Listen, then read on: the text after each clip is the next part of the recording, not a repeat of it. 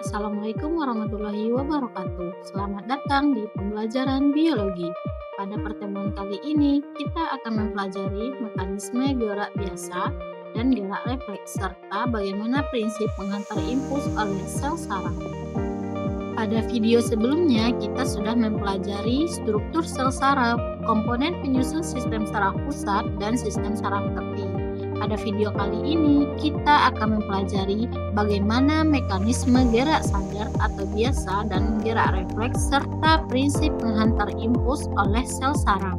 Di mana tujuan pembelajarannya yaitu peserta didik dapat menganalisis mekanisme gerak biasa dan gerak refleks serta dapat menjelaskan prinsip penghantaran impuls oleh sel saraf.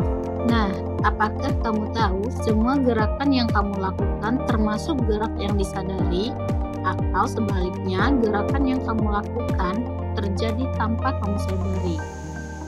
Selain itu, apakah kamu tahu setiap gerakan yang kamu lakukan terjadi karena adanya hantaran impuls oleh sel-sel saraf? Untuk mengetahui lebih lanjut mengenai mekanisme gerak biasa atau gerak sadar dan gerak refleks, simaklah materi berikut ini. Gerak sadar atau gerak biasa merupakan gerak yang disadari. Contohnya ketika kamu melangkahkan kaki dari satu tempat ke tempat lain pada saat berlari, menulis, dan mengambil makanan kemudian memasukkannya ke dalam mulut. Hal itu merupakan contoh dari gerak disadari atau gerak biasa. Gerak itu terjadi karena adanya hantaran impuls pada gerak biasa dimulai dari reseptor sebagai penerima rangsangan, kemudian impuls tersebut dilanjutkan atau dihantarkan menuju neuron sensorik untuk diolah oleh otak. Dari otak kemudian adanya respon yang dihantarkan ke efektor oleh saraf motorik, sehingga terjadilah gerakan. Di mana mekanismenya dapat kita lihat secara skematis sebagai berikut. Yang pertama ada rangsangan menuju ke reseptor, kemudian reseptor menuju ke neuron sensorik, diterima oleh otak, kemudian respon dari otak diteruskan oleh neuron motorik menuju efektor. Selanjutnya gerak refleks. Gerak refleks merupakan gerak yang tidak disadari, di mana hantaran impuls pada gerak refleks mirip dengan pada gerak biasa. Bedanya, impuls pada gerak refleks tidak melalui pengolahan oleh saraf pusat. Neuron di saraf pusat hanya berperan sebagai konektor. Ada dua macam neuron konektor, yaitu neuron konektor di otak dan neuron konektor di sumsum tulang belakang. Sebagaimana contoh gerak refleks pada neuron konektor otak adalah ketika pupil mata mengecil saat terkena cahaya yang terang. Sedangkan contoh gerak refleks pada neuron konektor sumsum tulang belakang terjadi pada saat apabila lutut kamu dipukul, maka kaki kamu akan refleks menendang.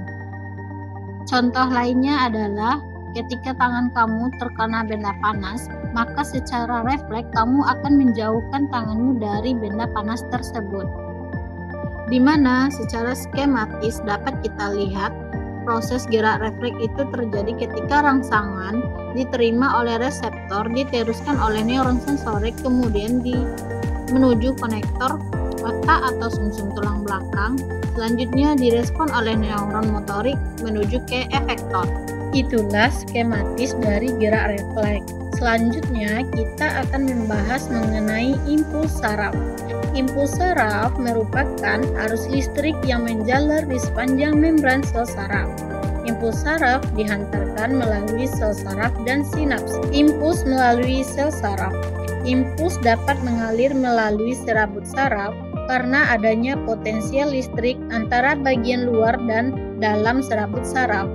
Pada saat sel saraf istirahat, bagian dalam serabut saraf bermuatan negatif, sedangkan bagian luarnya bermuatan positif. Keadaan muatan listrik tersebut disebut dengan potensial istirahat atau polarisasi.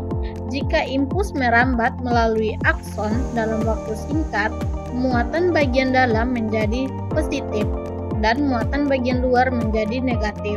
Perubahan potensial istirahat ini bersamaan dengan impuls disebut dengan potensial kerja atau depolarisasi.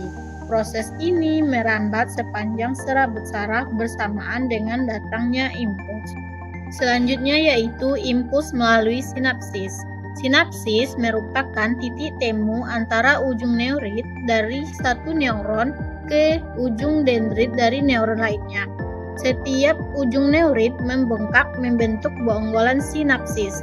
Bonggolan ini terdapat mitokondria dan gelembung sinap. Gelembung sinap berisi zat kimia yang disebut dengan neuron transmitter. Antara lain berisi asetilkolin, norepinefrin, dan dopamin. Neuron transmitter akan berdifusi melalui celah sinap menuju membran postsinap. Zat kimia neuron transmitter mengakibatkan terjadinya depolarisasi. Ini berarti impuls telah diberikan ke serabut saraf berikutnya. Itulah proses mekanisme penghantar impuls. Semoga dari semua penjelasan tadi kamu dapat memahami materi tersebut. Terima kasih, semoga bermanfaat dan sampai jumpa di video berikutnya.